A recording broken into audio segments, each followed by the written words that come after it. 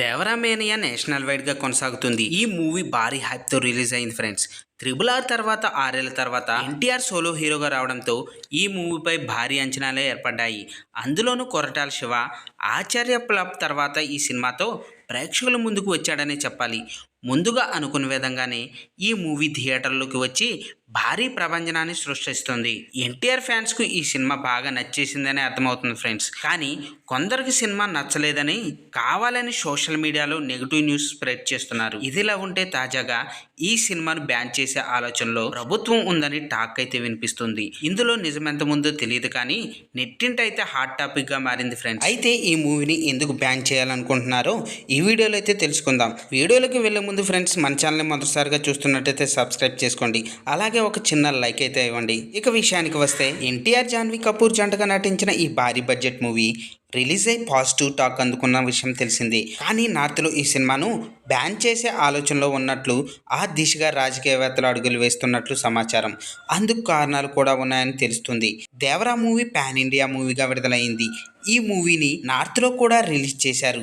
అయితే అక్కడ ప్రమోషన్స్ టాలీవుడ్లో కన్నా ఎక్కువగానే చేశారు. ఓసారి ముంబైలో ప్రమోషన్స్ చేశారు దేవరా టీం.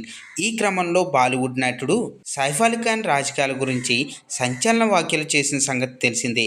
సైఫ్ అలీ ఖాన్ మాట్లాడుతూ రాహుల్ గాంధీ గురించి ప్రశంసలు కురిపించారు. తన ఫేవరెట్ పొలిటీషియన్ అని, ఆయనపై తన అభిమానాన్ని చాటుకున్నాడు. ఆ మాటలు బీజేపీ ప్రభుత్వానికి నచ్చలేదని తెలుస్తుంది. అతని మాటలు రాజకీయాల్లో దుమారం రేపాయని చెప్పాలి ఫ్రెండ్స్. నిజానికి నార్త్ ఇండియాలో బీజేపీ ప్రభుత్వం అధికారంలో ఉంది. అతని మాటలు వారిని నొప్పించాయని, అందుకే ఈ మూవీని బ్యాన్ చేసేందుకు రంగం సిద్ధం చేస్తున్నట్లు ఓ వార్త సోషల్ మీడియాలో వైరల్ గా మారింది. అంతేకాదు, బీజేపీ అధికారంలో ఉన్న రాష్ట్రాల్లో ఈ సినిమా బ్యాన్ చేయాలని నిర్ణయం తీసుకున్నట్లు సమాచారం. మరి దేవరా టీం దీనిపై స్పందించి క్లారిటీ ఇస్తారేమో చూడాలి. ఇకపోతే గతంలో కంగనా రనౌత్ కూడా మూవీ ప్రమోషన్స్ టైంలో వివాదాస్పద వ్యాఖ్యలు చేసి లేనిపోని తలనొప్పులు తెచ్చుకున్నారు ఫ్రెండ్స్. మరి ఈ వివాదం ఎంతవరకు వెళ్తుందో తెలియదు కానీ ఈ వార్త నిజమైతే మాత్రం దేవరాకు నష్టం కలిగే పరిస్థితి కనిపిస్తుంది. ఈ సినిమా బాక్సాఫీస్ వద్ద కలెక్షన్ల సునామీ సృష్టిస్తుంది. ప్రపంచవ్యాప్తంగా 172 కోట్లు రాబట్టిందని దేవరా టీం ప్రకటించారు. ఈ వీకెండ్ ఈ సినిమాకు ప్లస్ అయ్యేలా కనిపిస్తుంది. సినిమాకు కలెక్షన్స్ మరింత పెరిగే అవకాశం ఉన్నట్లు తెలుస్తుంది. ఫ్రెండ్స్, దీనిపై మీ అభిప్రాయాలు కింద కామెంట్స్ రూపంలో తెలియజేయండి. చూశారు కదా ఫ్రెండ్స్ ఈ రోజు టాపిక్. ఈ వీడియో కనుక మీకు నచ్చినట్టయితే లైక్ చేయండి. మీ ఫ్రెండ్స్ తో షేర్ చేసుకోండి. ఎలా ఉందో కామెంట్ పెట్టండి. అలాగే సబ్స్క్రైబ్ చేసుకోవడం మాత్రం మర్చిపోవద్దు ఫ్రెండ్స్.